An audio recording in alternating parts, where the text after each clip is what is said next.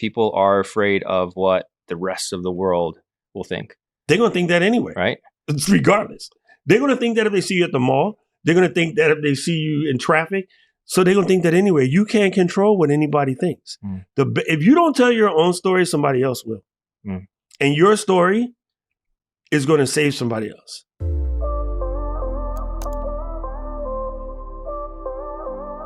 Welcome to the B-Rad Podcast. Aloha and welcome to the B-Rad Podcast, a show that's for creatives by creatives and just helping people in Hawaii do photography, filmmaking, and all the things creative better together. Today on the podcast, on the show, on the stream, we have my buddy Doc Rock, and it's super duper awesome to have him because this is the first podcast we've done since the world shut down. So it's awesome to have him here. A lot's changed in the last, 3-4 years? Yeah. Oh my God, a lot has changed. So podcasting and streaming and all of the video creation things, I feel like have generationally changed, advanced. Technology has changed. So we've got Doc Rock here today to tell us what's going on. So Doc Rock is a madman in all sorts of content creation, video capture, streaming, DJing, all those things. If you want to learn more about his story, we have a podcast. We'll link up somewhere around here so that you can go check out that full podcast at another time. But without further ado, let's bring in my buddy Doc Rock. What's up, B? What is up? How's it? Oh, man, it seems crazy because it's been, like a hell of a long time. But yeah, you're right. So much has changed. It's gotten easier. And I think the big takeaway is I tell this to people in my training, my membership. There's no better time to be a creator. Like starting from my early days with 3-piece cameras. You got the tape deck down here, the camera up here, and a bunch of wires, and then the power supply. Like, the stuff that we can make with this little DJI right here, like mind-blowing. So, yeah. But we just spent the last 90 minutes kind of jerry-rigging this whole setup to make it look and sound incredible. So hopefully it does for all of you guys watching out there. But if we're helping some people, stepping into streaming, stepping into content creation and podcasting in 2024, can we just start with a basic, what is streaming? What has it become? What is it today? And why should people get into this game? Okay, so the number one reason why I tell my people, if you're going to record a podcast, even if you're only going to do an audio podcast, you should do it as a live stream video podcast, even if you're going to throw the video away. A couple of reasons why. A lot of times we're doing this remote. Like I'm in my studio, sure. You're over here. Yeah. And we're able to see each other. Now we're in the same room, right? We're only not even a half a mile away from each other. So it's super easy for me to pop over. But, when I do my show, I'm here in Honolulu and my partner, she's in Massachusetts, hour out of Boston. And our producer's in Hollywood, Florida, somewhere next door to Mickey Mouse. And it's easy. We just call in and we're able to do all that. So the advantage, though, is that connectivity of talking to someone when you can see their face. It's a whole different vibe from when we used to just call in. So that's one of the reasons. And then secondarily, right now, the easiest place to publish a podcast is YouTube. A lot of people don't know this. About little after this time last year, YouTube flipped the button on podcasts. And so all you have to do is make your recordings, save them in the playlist, and there's a checkbox to switch that to podcast, and you're gold. Well, it seems like things have gotten easier. There's still a lot of tech in the way. And I feel like for most people just trying to get into this, that feels like a big barrier.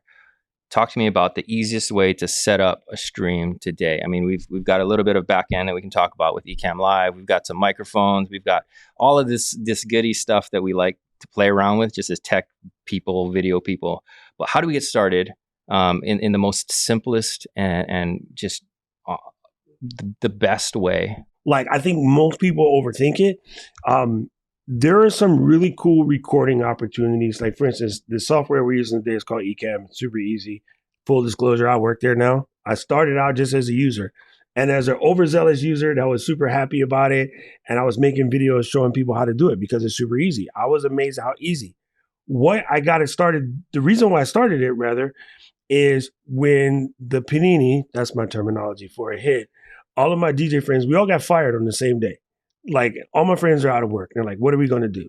And I found Ecamm Live and I'm like, listen, we can play our sets in our houses into other people's Zoom party.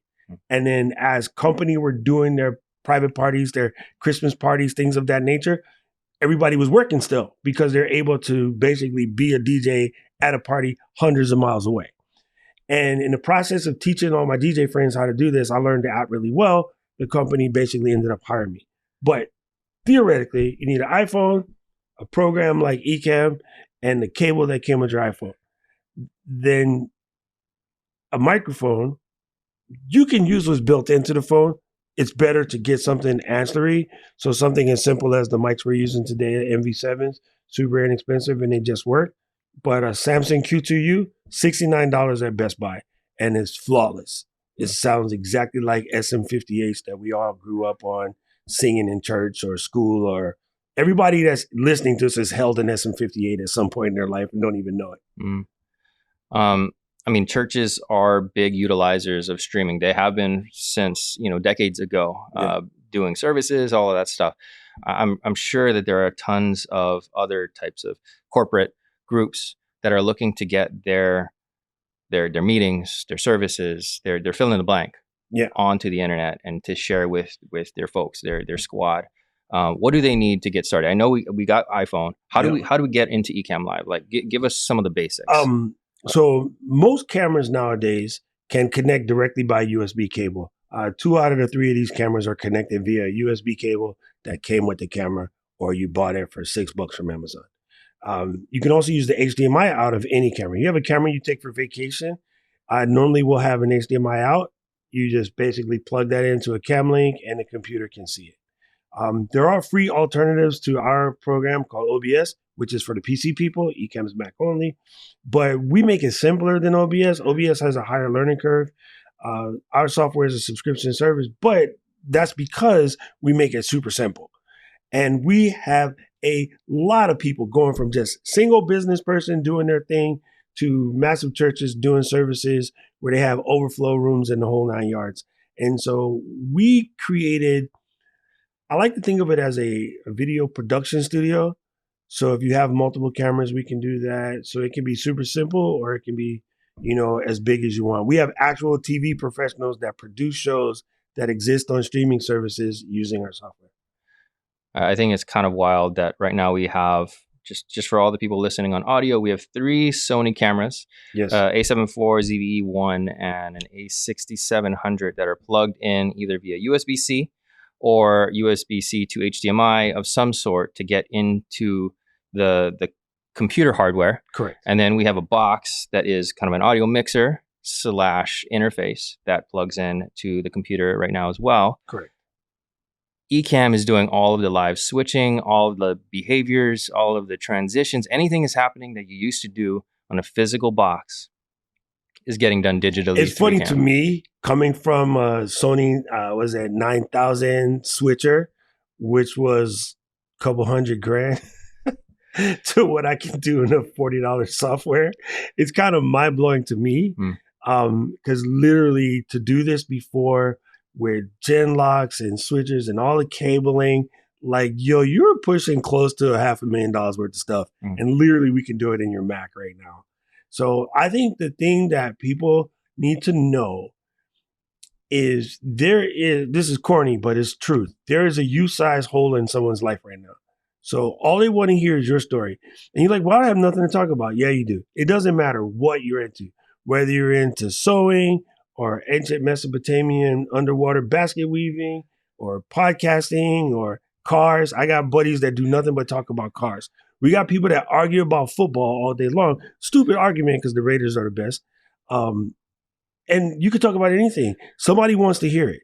Even if I have a friend who found out in their 50s they had ADHD, and they're literally just talking about how they're coping with it as you progress and get older. and your memory starts to go like it's a whole different game, right?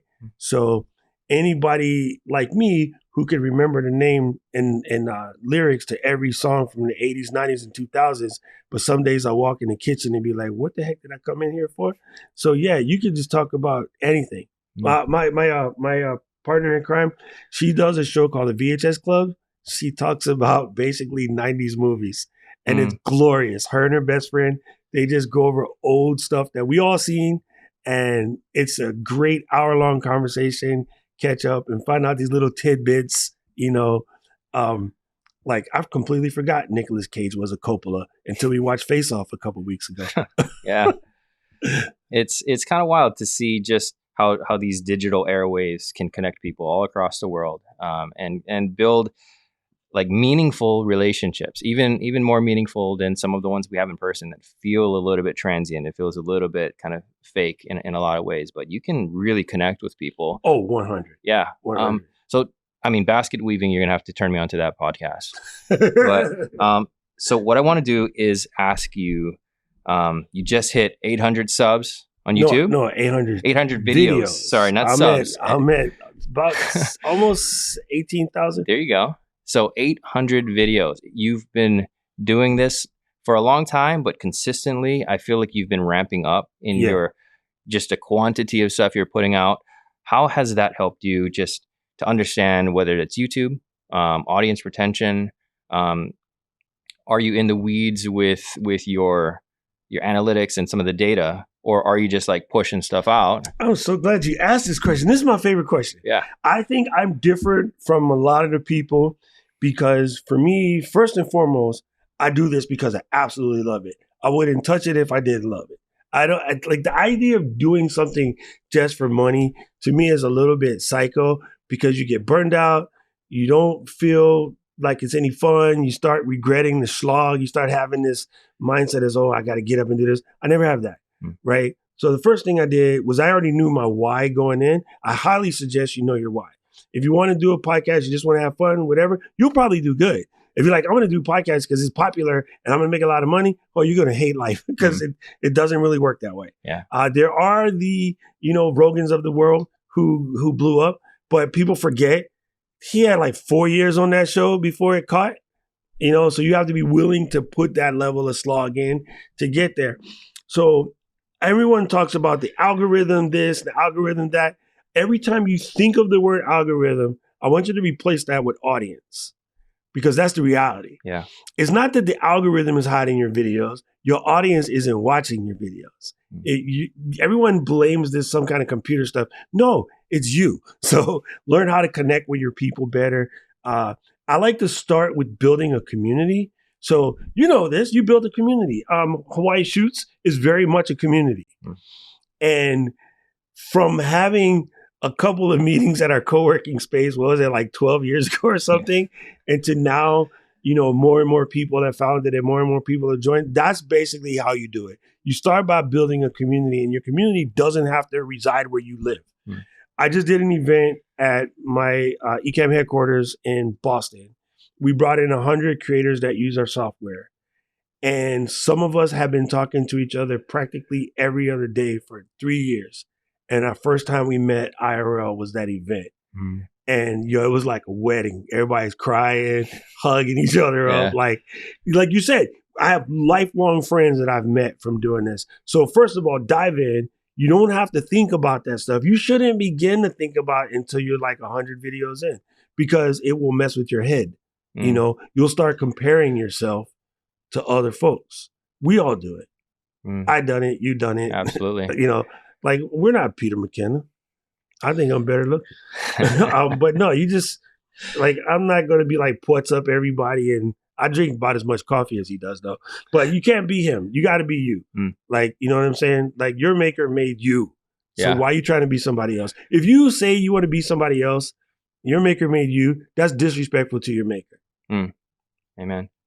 So you've also been able to connect with people like that you were watching on YouTube or that you saw on Instagram. Talk to me a little bit about some of the opportunities that you've had. I feel like this is taking you a long time to get to this place, but the place that you're at is, I feel like, where you've always belonged.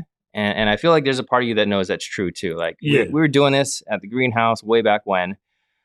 Your personality, the ethos of who you are, and what you like, just the human that you are, helping people, helping businesses. That's never changed, and I see that still with your content, just with your willingness to go out and help other people, do whatever. I think that's YouTube. Okay, YouTube grew up, right?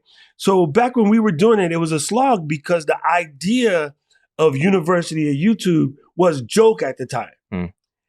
Most people were trying to do viral stuff. Most people were doing pranks and, making funny videos of their cast. There are a couple of family blogs, right? There are a bunch of churches doing services and things like that.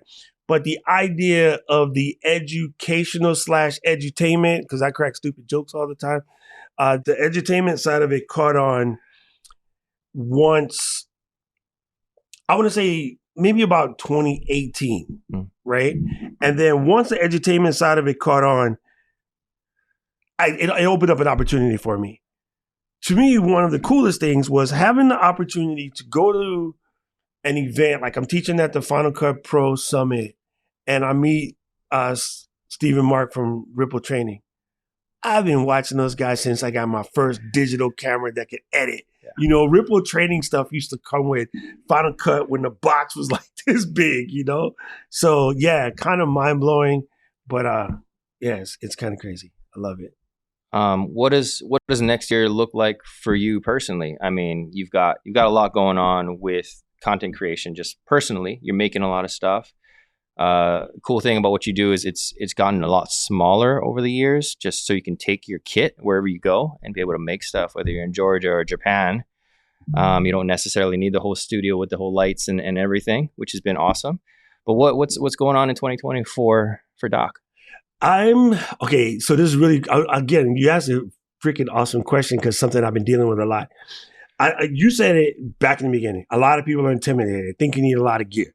Then they pop onto my channel. My studio is crazy. But listen, we used to own an electronics store. I sold broadcast equipment for years. I had a bunch of the stuff that you think I bought. I had it when nobody else had it, right? So that doesn't count.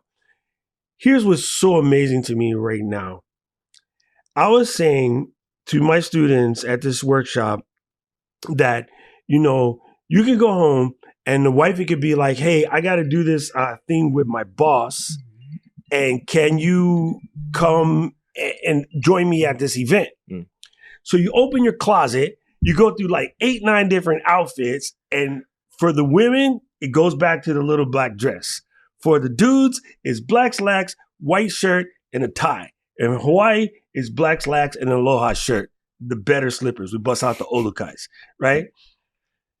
You went through all of these changes of what you're going to wear, and you end up back at the little black dress. The most simplest piece that you have, but it's classic, it's clean, and it's easy. And you will get more compliments for wearing that than what you got all super fancy over. And so this is how content is. When you bring it back to the basics and you focus on connecting with the audience. And I mean, you could just come in again, your iPhone and a good connecting message, better than we pulled up 4 Komodos, a bunch of lights, jib crane, little slow-mo, little AI effects. They ain't nothing to do with nothing. You gotta talk to folks where they at. Yeah, I like that. And I mean, I feel like that has also been the trend. Like we've seen kind of this growing need for authenticity, this need for more human aspects of communication. And on YouTube, on Instagram, you see that trend just working because it is connecting with people. It's not just the flashbang to try to gain attention, but it's actually ready to connect with community. So that's awesome that you're seeing that you're doing that. And you're seeing results. The buzzword, Brad, is still authenticity. Lots of folks talk about authenticity, but they keep doing stuff that's inauthentic. I saw a really good clip the other day. I just recently found out it's an older clip, but there was a girl and a guy. He's doing the show. She's the guest. She's kind of a faith leader, kind of an influencer in the faith community. And she was talking and she went to go do something and her wig fell off. And it fell behind the couch. Like she's reaching back and she's trying to get it. But from what I understand, she blew up because she went with it. She let her audience understand that, okay, I'm still going to write because my message is more important than the fact that my wig fell off. And she stayed her. If anything, that connected people deeper with the audience. So maybe in her head in the beginning, she's doing that because I need to have a certain look and a certain feel for people to respect me. It turns out she was wrong. People is going to respect you for what you're doing. It's never about what you say. It's never about what you look like. People respect you for what you do, right? And so she gained more love, more friends, more followers, because when she was caught out, she just kept going. She let the human come out.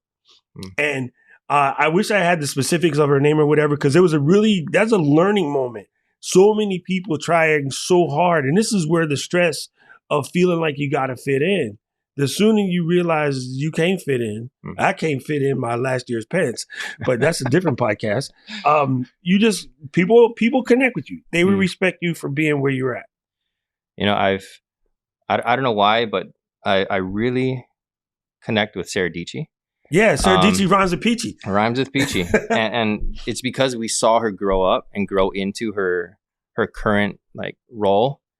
Pretty stoked that she's going to be a mom. I'm sure she's going to be mom soon. That's crazy. She's going to be doing that journey, which is awesome. But you got to see her from that moment where she made that video, that vlog like Casey Neistat video that blew it up. She talked to Gary Vaynerchuk. She talked to all these other people. And I mean, the question that she answered real quick was, okay, now that you got eyeballs, now that you got one hit, can you keep this up? Content creation feels like that. It feels like, okay, can you actually continue to make that at that scale? That's why you got to love it. How do you do that? Like, how do you keep going when you got a 9 to 5, or like some people it's a 9 to 9, right? How do you keep going and pushing that envelope? That is a very common question. And listen, I'm not a violent person. I use violent language though. Every time somebody says to me, well, how do you handle the work-life balance? I want to punch them in the face. You got one life. There's no work-life balance. It's just life. Stop labeling it stuff that slows you down. Thinking of this is work, this is life slows you down. All you got is life. So 86 dumb labels. And second of all, like I said, to me, purpose is analgesic, right? I happen to spend a lot of time in college in Japan. I happen to understand some things about sort of Japanese culture. And Ikigai, which is actually Okinawa, not Japanese, but we'll make it simple for folks. Ikigai is about knowing your purpose. Everything is surrounded around your purpose. When I know that this next video I make is going to help somebody and save them a bunch of stress, or my word is system stress, save yourself stress, time, energy, and money. When I know that what I'm going to say to them is going to work in one of those favors for them, I know I'm doing my part to add something additive to the world while everybody else is being distracted by the heinousness that's going on. So I know that every day I drip a piece of content, I'm dripping another piece of positivity into the world, right? So with that in mind, I have a responsibility to keep putting out good, happy, useful content to help squelch the noise of all of the craziness that we keep hearing. And I guess as a soldier, I spent a lot of time chasing around in the dirt to protect this country. Me making happy content is still protecting this country. So I know that sounds far reached, but as a teacher, you're always teaching, right? As a singer, you're always singing. Singer will start singing right in the middle of the mall. The friends would go, oh my God, you're embarrassing us. You're singing in the mall. The people that heard that song, they smile. The one friend pissed off and embarrassed that they think they look funny because they're next to me singing in the mall. They saying dumb stuff. The 8 other people that heard the song, and they start, oh, hey, oh, that's the cut, right? Before I let go, dun, dun, dun. And then, Beyonce remade that one so even more people know it. Which is why what TikTok is doing amongst all the crazy stuff, them bringing back the old gems that we grew up to and introducing the young kids. Emma jumps in the car. She's like, Uncle, can you play, something from the old school? And I'm like, how do you know this song? And she's like, oh, we listen to this all the time. And I'm like, wait, what? How do you know this song? Like, she's 14. Yeah. I'm pushing 60. She knows my songs. That's positive. And that's why I create. Yeah. And you hit another point. I mean, a lot of people think content creation. I mean, I went to, what is it, VidCon Yeah, this that was year. rad. How was it? It was good. But I felt like the old guy in the room. Like I fit more with the parents of the kids that were there from an age demographic than I did with the people who were there to try to be the next influencer. You're kind of breaking some of those stereotypes, those norms. I mean, even me sitting in this chair, it's different than what people expect. Yeah. Why is it? Me sitting in this chair is sore because I'm old. This chair is made for young people. What does it mean for, like, why do people who've had some experience, why is it important for us to also be here? More important for us. Listen, you are hitting my touch points like you have no idea. I think it's more important. Nothing against him. There's a creator who's 25, running around talking to people about financial freedom and this, that, and the next thing. I have open, closed, one lost more money than that kid's ever lost in his life. Business open, business grand open and grand closing, right? How's this dude giving advice on financial freedom? He just moved out of his mama's house. Like, I get you, kid. Knock yourself out. Game Wreckers game. I'll never hate on any creator. But come on, son. You don't have the experience to be talking this mess. I think it's more important. But our generation was told, sit down, speak when spoken to. The nail that stands up gets hammered down. And so we got told all of these limiting beliefs that are stopping us from sharing. And we have the best stuff to share, the best stories and the most experience.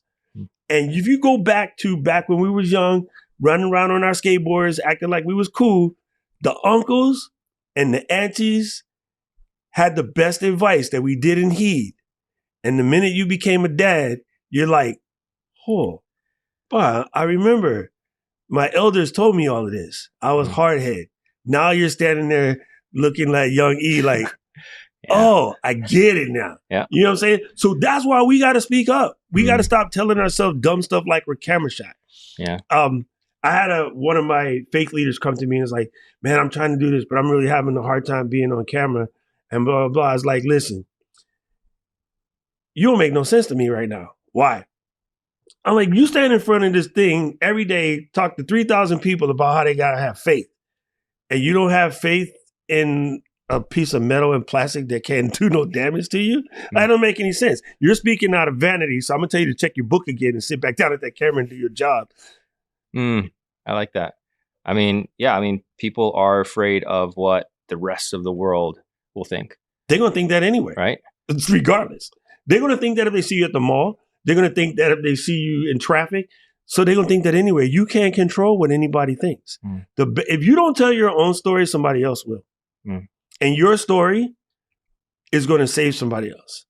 There's somebody right now who's coming from the production background that we grew up in, who is seeing the new production field that been fighting it all the way through.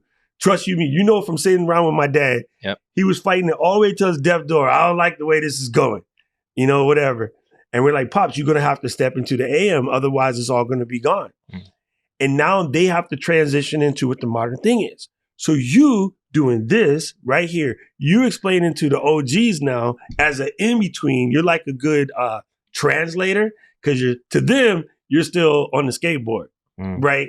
But to the kids, you're the OGs. When we used to look up to like Mike and my pops, Mike May, my pops and Rick Noel, like all the OGs above us, we looked at them like, whatever. Now we're them. So we have, they gave us all of this. It's disrespectful for us. If I tears because my dad passed, you know that. Yeah. It's disrespectful for us not to trade what they told us to these kids back here. Absolutely.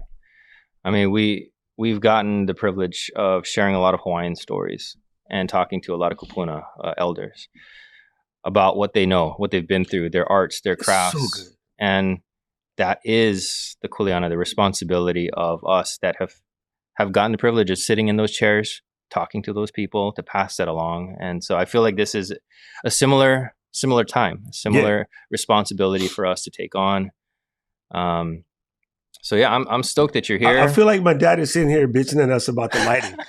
He's like, Brad, what are you guys doing? You guys got to move the light. He'd be yelling at Justin right now. We need some dynamic lighting crew going on with this podcast. It's super funny, man. It's trippy because it gives me the chill because, like, he got to see some of it at the end, like, but he missed me on stage with the guys from Ripple Trading. Yeah, he missed me teaching on the floor at NAB. Right, like we've been to NAB. Yeah, and grab stuff for the store. We've been to NAB together. June and I have been to events together. My dad got to miss me speaking on the floor at NAB, but I knew that he was up there like telling people like, "Oh, that's my kid down there." Yeah, absolutely. And I feel like that's your training ground. That's I see that in your heart. I see that in your path. It's been apparent ever since I met you that this was something that you were called to do. This is something that you got to believe in yourself too, right? 100%. You totally live that life. I got to watch that and help. Kind of emulate you in some ways, because little Asian dude don't have no confidence, but getting to see it lived out through you was awesome. So it's because other people stole our confidence. And I think people need to dip back into the root word. I know what people think confidence mean, but confidence is con within, fidence, fidelity. It's the fidelity within. It's the strength within.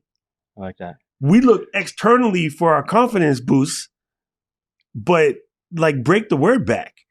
Like that's fidelity. That's inside of you, So your ability to stand strong and do what you know you need to do is good. And if it's okay, like for me, I definitely Tinkerbell juice off of knowing I'm helping people. Like people used to be like, "Oh, you're still doing the YouTube thing as a side hustle," and I'm like, "Nah." And they're like, "What?" I was like, "Nah, it's a side helpful. Mm-hmm. Hustling is negative." Well, not really. Depends on where you. I grew up in the hood. Hustling was how we ate, but like it has a negative connotation. The original terminology of the word comes from the connotation. And, moving too fast and not really doing anything, quote unquote, hustle and bustle. But I believe in doing the side helpful. Like everything that I do, if I can use it to help somebody out in some way, shape, or form, then I know that I'm living on my purpose, and purpose is everything. So my mottos are, intent and purpose, do everything with intention, do everything with purpose, and impact over influence. Impact is more important than influence. Nobody remembers influencers from 3 years ago. If you did anything impactful, they absolutely know you. Definitely, man. Well, we've done it where we've sat around and talked for like 3 days straight. So I think that's a good spot to leave this, because I feel like it has to come back to that. It has to come back to impact. It has to that has to be within our intention for whatever we make, whatever conversations we have. Otherwise, it will fade. And we'll fade along with that. Here, let me close with this. Yeah. It is super common in today's world to look at some outward influence and want them to change something to make your life better, right? People are like, "Oh, I want somebody to do something about the homeless problem." What did you do about the homeless problem? I want somebody to do something about the traffic, but yet you jump in your car to drive a half a mile to the store. If you want somebody to do something about the traffic, walk your butt to the store. That's the first. If more people walk their butt to the store under a mile, guess what happens? Traffic goes down. But nobody wants to do that. We're all so looking for some magic from somewhere else. So my kind of current thing for 2024, the magic you're looking for is the work that you're avoiding. Yeah. So basically, you have to take some responsibility to do it yourself. And if you want outside to look prettier, pick something up. If you want traffic to go down, walk. If you want the internet to stop having trash on there, make something cute then. So simple. It is. It seems simple when you put it out like that. And so stoked that this was the first podcast, big talk that we've gotten to have in so long. And I feel like it was kind of the perfect way to just reintroduce these conversations to our content, and just to have another chat with you and see what's going on. Thank you, brother. Really appreciate your time, Doc. It's good. My community was over here watching us on the private stream, and they loved it. So big ups to you. Thank you guys for hanging out with us today, and because let's do it more. Like, I'm willing to help you refire your thing because I know you have a lot to teach. I know you have a lot to teach people in my community, and yeah, I think it's just a good creative outlet. So you're not just burned on the work part too. Like let some of your knowledge out. It's like, cool, that felt good. Yeah. That's it. Absolutely. Mahalo. You're the man. Thank you. If you're still around, thank you so much for listening to this conversation. I know every time I sit down and have a chat with Doc, I learn a ton about myself, about just the world and the way that it comes through his eyes. So hope you like that. Make sure you go and follow him on all of the different social channels that he's on YouTube, on Ecamm, all the places that he's at. And go catch him live because he is a tremendous speaker. You can really hear his heart when he talks to you directly. So go check him out. And for more of that, we'll have more content coming up. And we'll catch you on the next one. Mahalo. Aloha.